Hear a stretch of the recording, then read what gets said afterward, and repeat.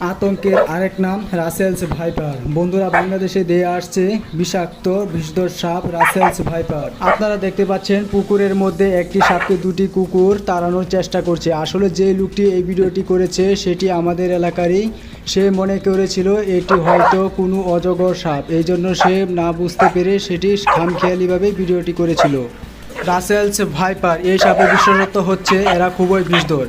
কাউকে ছোবল দিলে অ্যান্টিভেনম দিলেও বাঁচানোর সম্ভাবনা থাকে মাত্র 20%।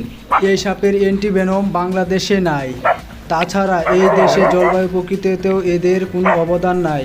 আরও ভয়ঙ্কর ব্যাপার হলো, অন্যান্য সাপ সাধারণত নিজের আক্রান্ত হলে কিংবা সরাসরি কারো সামনে পড়লে ছোবল দেয়, অন্যথায় কামড় দিতে আসে না, বরং পালিয়ে যাওয়ার চেষ্টা করে। কিন্তু রাসেলস ভাইপার দূরে থেকে মানুষ দেখলে তেড়ে আসে, কামড় দেওয়ার চেষ্টা করে। অন্যান্য সাপ একরকম বিষ ধারণ করলেও রাসেলস ভাইপার একই সাথে এই সাপের বিষ 5-6 ধরনের হয়। এই সাপ দ্রুত বংশ বিস্তার করে। এরা সরাসরি বাচ্চা দেয়, 50 থেকে 80টি পর্যন্ত বাচ্চা দিতে পারে। সম্প্রতি বাংলাদেশের প্রায় 18টি জেলায় এই সাপের উপদ্রব বেড়ে গিয়েছে। শেষ পর্যন্ত কুকুর আর সাপের লড়াইয়ে কে জিতলো আর কে হারলো সেটা দেখতে হলে আপনারা পুরো ভিডিওটা দেখুন, এবং ভিডিওটি ভালো লাগলে অবশ্যই চ্যানেলটা সাবস্ক্রাইব করে ভিডিওতে একটা লাইক দিয়ে দিন।